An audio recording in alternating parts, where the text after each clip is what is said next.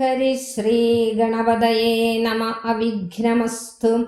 ശ്രീരാമ രാമ രാമ ശ്രീരാമചന്ദ്ര ജയ. ശ്രീരാമ രാമ രാമ ശ്രീരാമഭദ്ര ജയ. ശ്രീരാമ രാമ രാമ സീതാഭിരാമ രാമ. ശ്രീരാമ രാമ രാമ ലോകാഭിരാമ ജയ.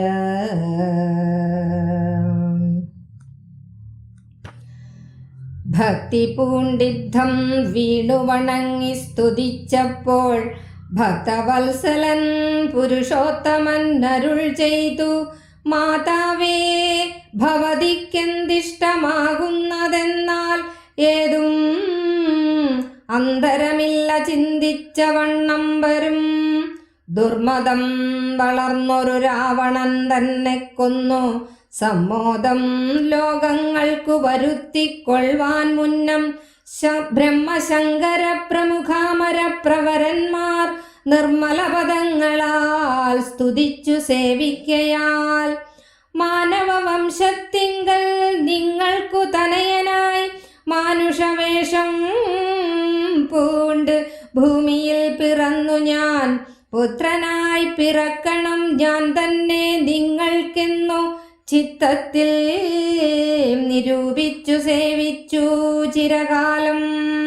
പൂർവജന്മനീ പുനരതു കാരണമിപ്പോൾ ഏവം ഭൂതകമായ വേഷത്തെ കാട്ടിത്തന്നു. ദുർലഭം മദ്ദർശനം മോക്ഷത്തിനായിട്ടുള്ളന്നില്ലല്ലോ പിന്നെയൊരു ജന്മ സംസാര ദുഃഖം. എന്നുടെ രൂപമിതം നിത്യവും ധ്യാനിച്ചുകൊള്ളുന്നാൽ വന്നിടും മോക്ഷമില്ല സംശയമേതും. യാതൊരു മർത്യനിഹ നമ്മിലെ സംവാദമിതാദരാൽ പഠിക്കതാൻ കേൾക്കതാൻ ചെയ്യുന്നതും സാധിക്കും അവന്നു സാരൂപ്യമെന്നറിഞ്ഞാലും ചേതസീ മരിക്കുമ്പോൾ മത്സ്മരണയുമുണ്ടാം. ഇത്തരം അരുൾ ചെയ്തു ബാലഭാവത്തെ പൂണ്ട് സത്വരം കാലും കൈയും കുടഞ്ഞു കരയുന്നോൻ. ഇന്ദ്രനീലാഭ പൂണ്ട സുന്ദരരൂപൻ അരവിന്ദലോചനൻ മുകുന്ദൻ പരമാനന്ദാത്മാ. ചന്ദ്രചൂടാരവിന്ദ മന്ദിര വൃന്ദാരക വൃന്ദവന്ദിരൻ ഭുവി വന്നവതാരം ചെയ്താൻ. നന്ദനനുണ്ടായിതെന്നാശു കേട്ടോരു പങ്ക്തിസ്യന്ധനനഥ പരമാനന്ദാകുലനായാൻ. പുത്രജന്മത്തെ ചെന്ന ഭൃത്യവർഗത്തിനെല്ലാം വസ്ത്രഭൂഷണാദ്യഖിലാർത്ഥദാനങ്ങൾ ചെയ്താൻ. പുത്രവക്ത്രാബ്ജം കണ്ടു തുഷ്ടനായി പുറപ്പെട്ടു ശുദ്ധമായി സ്നാനം ചെയ്തു ഗുരുവിൻ നിയോഗത്താൽ ജാതകർമ്മവും ചെയ്തു ദാനവും ചെയ്തു. പിന്നെ ജാതനായിതു കൈകേയി സുതൻ പിറ്റേന്നാളും സുമിത്രാപുത്രന്മാരായുണ്ടായിതിരുവരും.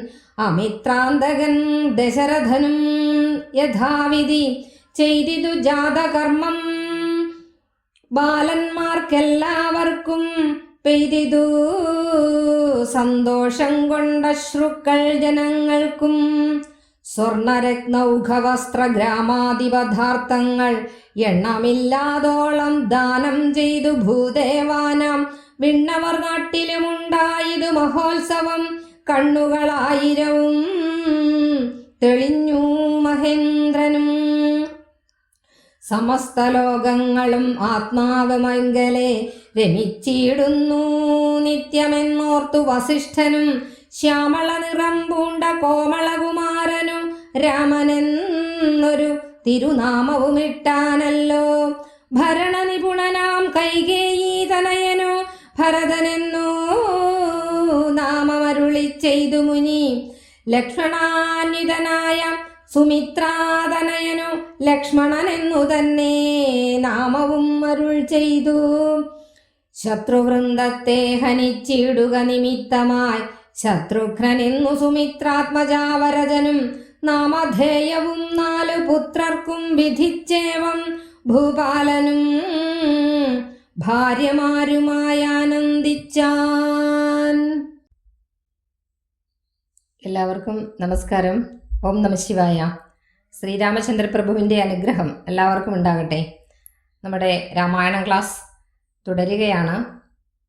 കഴിഞ്ഞ ക്ലാസ്സിൽ നാം കണ്ടത് ഭഗവാൻ ശ്രീഹരി കൗസല്യ തനയനായി ദശരഥപുത്രനായി ഭൂമിയിൽ അവതരിച്ചിരിക്കുകയാണ്.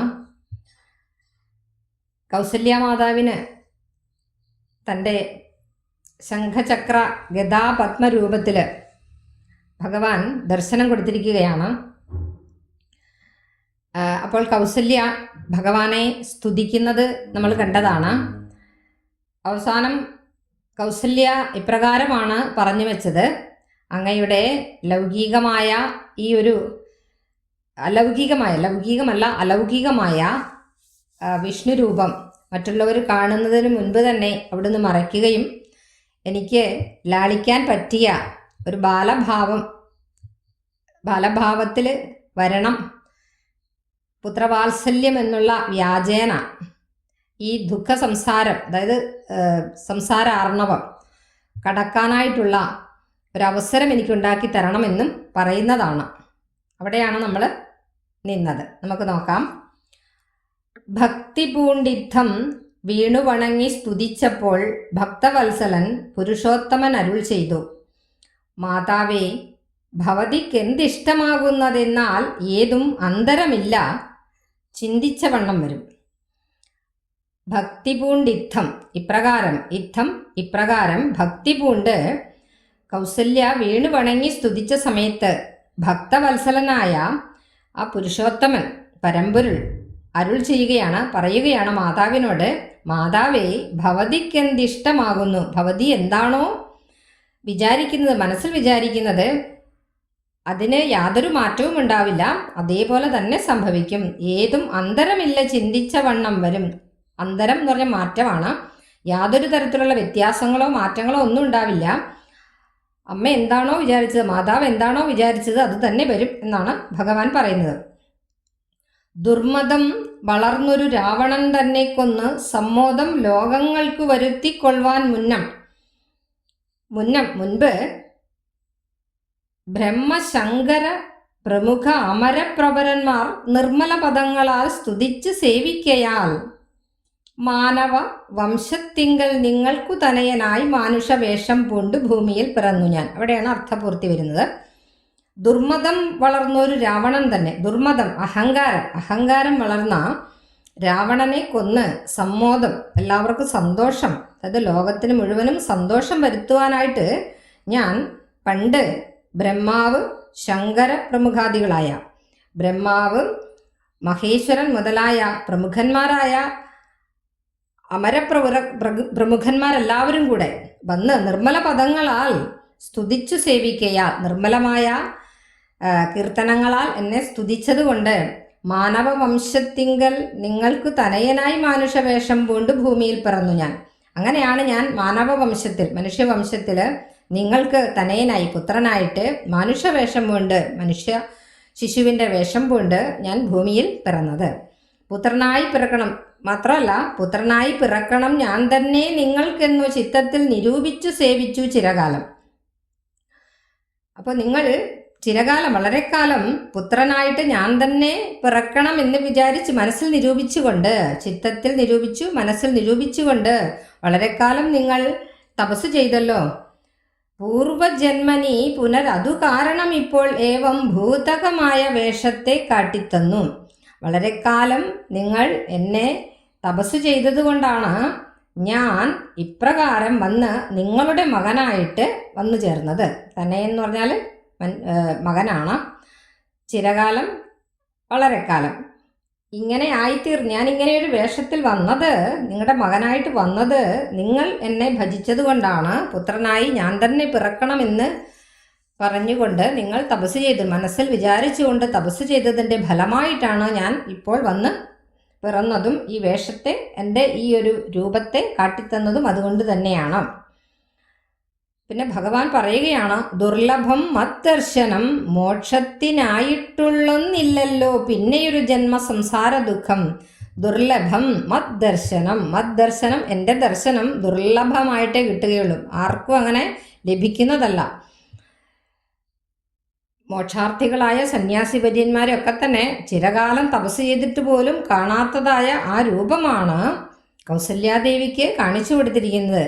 മോക്ഷത്തിനായിട്ടുള്ളൊന്നില്ലല്ലോ പിന്നെ ഒരു ജന്മസംസാര ദുഃഖം, പിന്നെ മോക്ഷം തന്നെയാണ് ഉണ്ടാവുക, ജന്മസംസാര ദുഃഖവും ഒന്നും ഉണ്ടാകില്ല.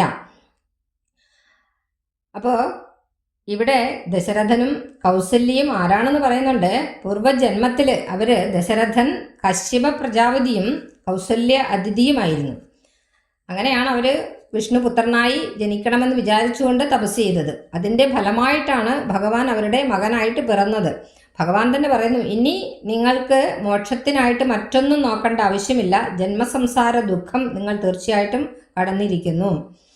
എന്നുടെ രൂപമിതം നിത്യവും ധ്യാനിച്ചുകൊള്ളുകെന്നാൽ വന്നിടും മോക്ഷമില്ല സംശയമേതും. എൻ്റെ ഈ രൂപം, ഈ ചതുർഭുജനായ ആ രൂപം നിത്യവും എപ്പോഴും ധ്യാനിച്ചു കൊള്ളുക, എന്നാൽ വന്നിടും മോക്ഷം, മോക്ഷം വരുമെന്നതിന് യാതൊരു സംശയവുമില്ല. യാതൊരു മർത്യനിഹ നമ്മിലെ സംവാദമിതാതരാൽ പഠിക്കതാൻ കേൾക്കതാൻ ചെയ്യുന്നതും. ഏതൊരു മർത്യനാണോ മനുഷ്യനാണോ ഈ ഭഗവാനും കൗസല്യാമാതാവും തമ്മിലുള്ള ഈ സംവാദം ആദരവോടുകൂടി പഠിക്കുകയും കേൾക്കുകയും ചെയ്യുന്നത്, അവർക്ക് സാധിക്കും അവന് സാരൂപ്യമെന്നറിഞ്ഞാലും അവർക്ക് തീർച്ചയായിട്ടും കൈവല്യം വന്നു ചേരുന്നതാണ്, അവർക്ക് മോക്ഷപ്രാപ്തി തീർച്ചയായിട്ടും വന്നു ചേരുന്നതാണ്. കൗസല്യാമാതാവിൻ്റെയും ഭഗവാന്റെയും ഈ ഒരു സംഭാഷണം ആരാണോ ശ്രദ്ധയോടെ ശുദ്ധതയോടെ പഠിക്കുകയും അറിയുകയും ചെയ്യുന്നത്, കേൾക്കുകയും ചെയ്യുന്നത്, അവർക്ക് തീർച്ചയായിട്ടും മോക്ഷപ്രാപ്തി ഉണ്ടാകുമെന്നാണ് ഭഗവാൻ തന്നെ പറയുന്നത്. തീർന്നിട്ടില്ല.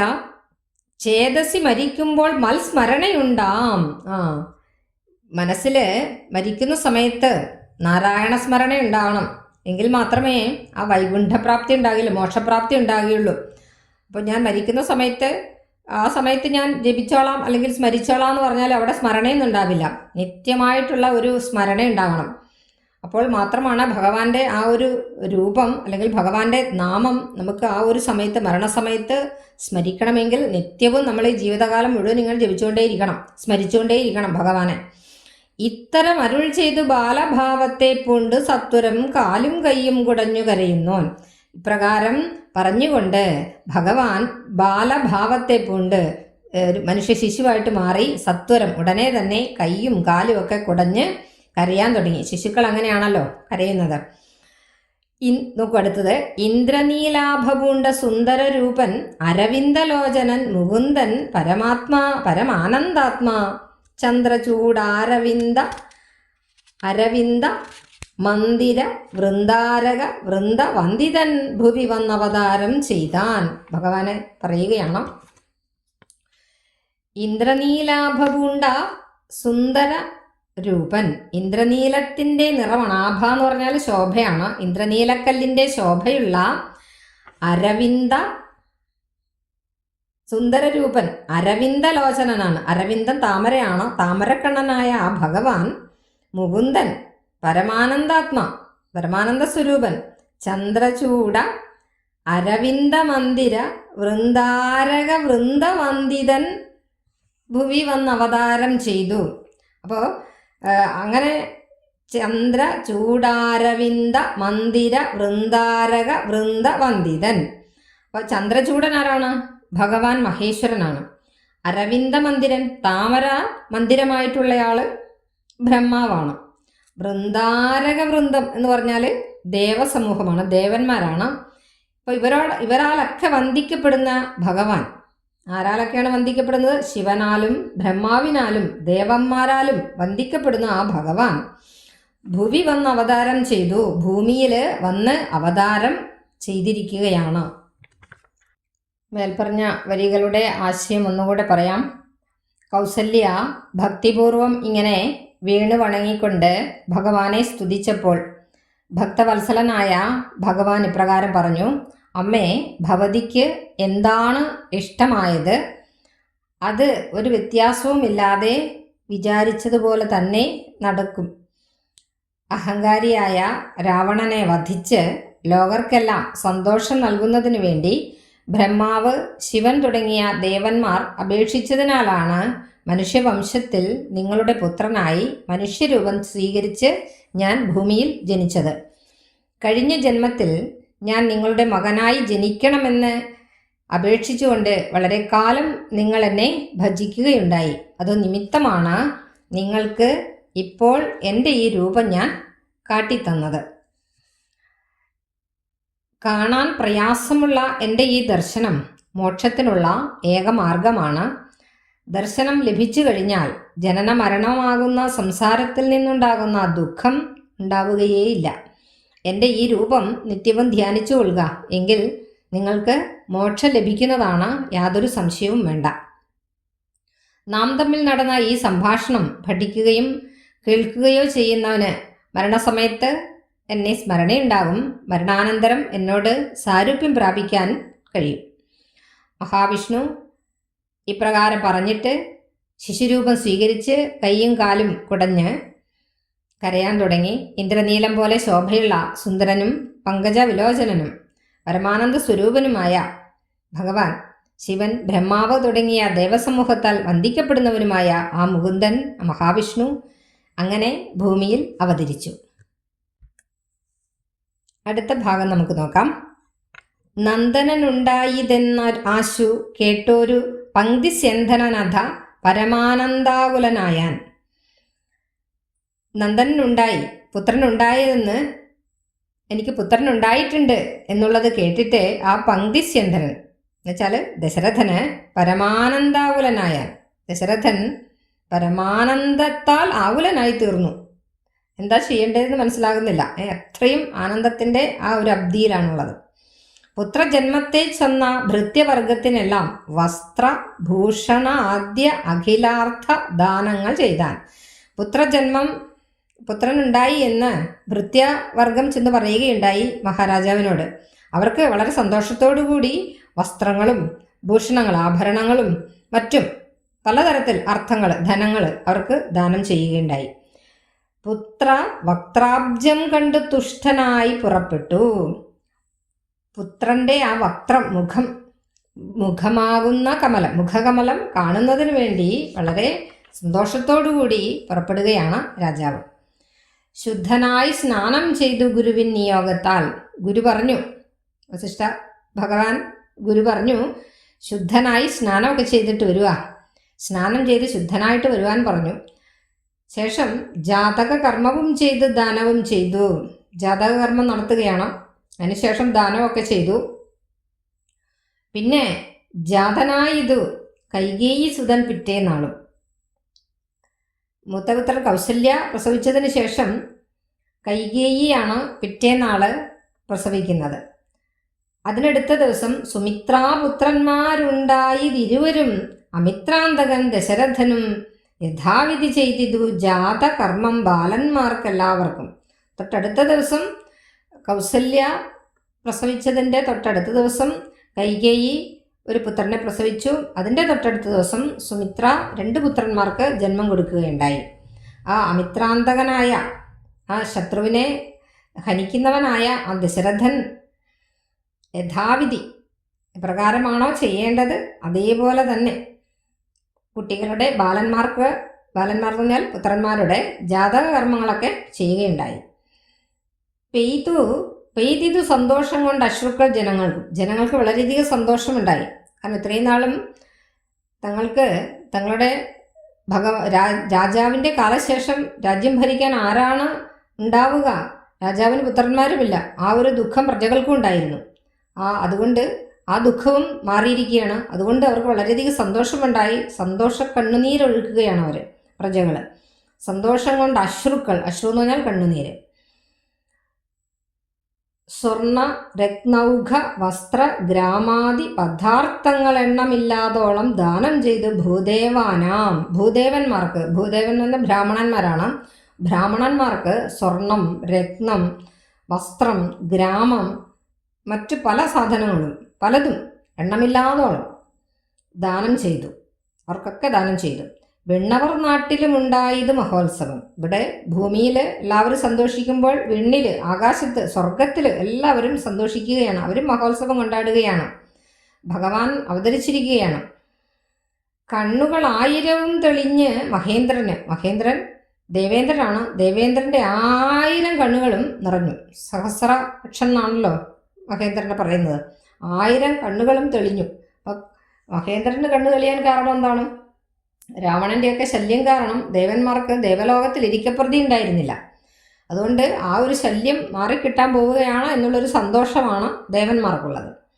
സമസ്ത ലോകങ്ങളും ആത്മാവിങ്കലെ രമിച്ചിടുന്നു നിത്യമെന്നോർത്ത് വസിഷ്ഠനും ശ്യാമള നിറം പൂണ്ട കോമളകുമാരന് രാമൻ എന്നൊരു തിരുനാമവും ഇട്ടാനല്ലോ. സമസ്ത ലോകങ്ങളും, എല്ലാ ലോകങ്ങളും ഈ ഭഗവാന്റെ അടുത്താണ്. സമസ്ത ലോകങ്ങളും ആത്മാവാം ഇവങ്കലെ രമിച്ചിടുന്നു. സമസ്ത ലോകങ്ങളും ഈ ഭഗവാനിലാണ്, ഈ ശിശുവിലാണ് രമിച്ചിടുന്നത് എന്ന് ജ്ഞാനദൃഷ്ടിയിൽ കണ്ട് മനസ്സിലാക്കിയ വസിഷ്ഠ മുനി, അതായത് ഗുരു, ശ്യാമള നിറം മുണ്ട, കറുത്ത നിറമാണ് ഭഗവാന്, ശ്യാമള നിറം മുണ്ട ആ കോമളകുമാരന്, മനോഹരനായ ആ കുമാരന് രാമൻ എന്നാണ് തിരുനാമമിട്ടത്. രാമൻ എന്ന് പേരിട്ടു. എല്ലാവരെയും രമിപ്പിക്കുന്നവൻ എന്നുള്ള അർത്ഥത്തിലും കൂടെ രാമൻ എന്നുള്ള ആ ഒരു നാമം ചിന്തിക്കേണ്ടതാണ്. ഭരണനിപുണനാം കൈകേയി തനയനും, ഋഷിവര്യൻ ജ്ഞാനദൃഷ്ടിയിൽ കണ്ടു മനസ്സിലാക്കി കൈകേയി സുതൻ ഭരണനിപുണനാണെന്ന് മനസ്സിലാക്കി. അതുകൊണ്ട് തന്നെ ഭരതൻ എന്ന് നാമം അരുളി ചെയ്തു. ആ പുത്രന്, കൈകേയി തനയന് ഭരതൻ എന്നാണ് പേരിട്ടത്. ലക്ഷണാന്വിതനായ സുമിത്രാതനയന് ലക്ഷ്മണൻ എന്ന് തന്നെ നാമവും അരുൾ ചെയ്തു. സർവലക്ഷണങ്ങളും തികഞ്ഞ ശിശുവാണ് സുമിത്രയുടെ മൂത്തപുത്രൻ. ആ പുത്രന് ലക്ഷ്മണൻ എന്ന് പേരിട്ടു. ശത്രുവൃന്ദത്തെ ഹനിച്ചിടുക നിമിത്തമായി ശത്രുഘ്നൻ എന്ന് സുമിത്രാത്മജാവരജനും. സുമിത്രയുടെ ഇളയ മകന് ഋഷി കണ്ടിരിക്കുന്നു.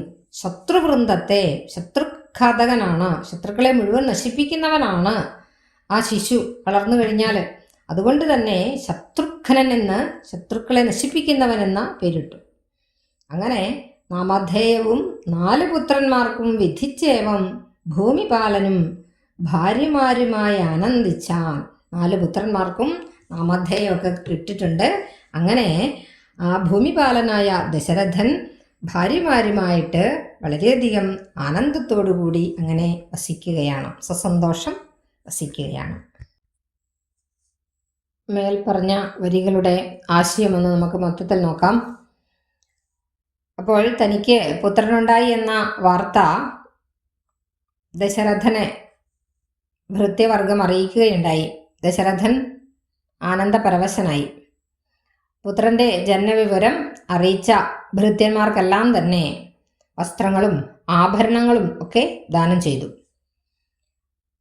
അങ്ങനെ പുത്രൻ്റെ ആ ഒരു മുഖകമലം കണ്ട് വളരെ സന്തുഷ്ടനായ ദശരഥൻ കുളിയൊക്കെ കഴിഞ്ഞു വന്ന് ഗുരുവിൻ്റെ നിർദ്ദേശപ്രകാരം കുഞ്ഞിൻ്റെ ജാതകർമ്മങ്ങളൊക്കെ നടത്താൻ തുടങ്ങുകയാണ്. ജനിച്ചു കഴിയുമ്പോഴുണ്ടാകുന്ന ആ ഒരു കർമ്മങ്ങളൊക്കെ നടത്താനുണ്ട്. ഇതാണ് ജാതകർമ്മം. പിറ്റേ ദിവസം കൈകേയിക്ക് ഒരു ആൺകുട്ടി പിറന്നു. അതിൻ്റെ പിറ്റേനാൾ സുമിത്രയ്ക്ക് 2 ആൺകുട്ടികളും ജനിച്ചു. അപ്പോൾ ശത്രുക്കൾക്ക് നാശമുണ്ടാക്കുന്നവനായ ആ ദശരഥൻ തൻ്റെ കുട്ടികളുടെ ജാതകർമ്മം നടത്തുകയുണ്ടായി. ജനങ്ങളെല്ലാം വളരെയധികം സന്തുഷ്ടരാണ്. സന്തോഷാതിരേകത്താൽ അവരുടെ കണ്ണുകളൊക്കെ നിറഞ്ഞുപോയി എന്ന കാര്യം പറയുന്നുണ്ട്. സ്വർണം, രത്നങ്ങൾ, വസ്ത്രങ്ങൾ, ഗ്രാമങ്ങൾ തുടങ്ങി പലതരത്തിലുള്ള ദാനങ്ങൾ ബ്രാഹ്മണർക്ക് രാജാവ് നൽകുകയുണ്ടായി. രാമൻ്റെ ജനനം ഭൂമിയിൽ മാത്രമല്ല സ്വർഗത്തിലും മഹോത്സവമായിട്ട് ആഘോഷിച്ചു. ദേവേന്ദ്രൻ്റെ 1000 കണ്ണുകളും തെളിഞ്ഞു എന്ന്. അപ്പോൾ എല്ലാ ലോകങ്ങളും ആ പരമാത്മസ്വരൂപനായ ഈ കുഞ്ഞിൽ രമിക്കുന്നു എന്ന് മനസ്സിലാക്കിയ വസിഷ്ഠൻ കറുത്ത നിറമുള്ള ശ്യാമള നിറമുള്ള ആ മനോഹരനായ ആ ശിശുവിന് രാമൻ എന്നാണ് പേരിട്ടത്. ഭരണ നിപുണനാകുമെന്ന് ദിവ്യദൃഷ്ടി കൊണ്ട് മനസ്സിലാക്കിയ വസിഷ്ഠമുനി കൈകേയിയുടെ മകന് ഭരതൻ എന്ന് പേരിട്ടു. സുമിത്രയുടെ ഉത്തമ ലക്ഷണങ്ങളുള്ള ആദ്യത്തെ മകന് ലക്ഷ്മണൻ എന്നും പേര് നൽകി. ശത്രുവർഗത്തെ ഹനിക്കുന്നവനായിത്തീരുമെന്ന് മനസ്സിലാക്കിയ രണ്ടാമത്തെ മകന് ശത്രുഘ്നൻ എന്ന് മുനി നാമകരണം ചെയ്തു. അങ്ങനെ 4 പുത്രന്മാർക്കും നാമകരണവുമൊക്കെ ചെയ്തു. അതിൻ്റെ ചടങ്ങുകളൊക്കെ നടത്തിയതിന് ശേഷം ദശരഥനും പത്നിമാരുമൊക്കെ വളരെ സന്തോഷത്തോടു കൂടി അങ്ങനെ അയോധ്യയിൽ കഴിയുകയാണ്.